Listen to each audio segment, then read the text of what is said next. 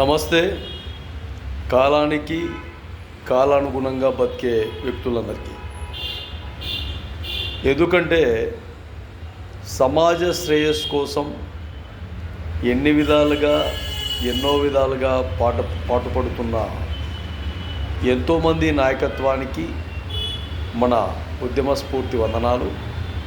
అలాగే ఆ నాయకత్వానికి విలువలను చేకూర్చే విధంగా భవిష్యత్ ప్రణాళికలను ఎవరైతే అందిపుచ్చుకుంటారో వాళ్ళు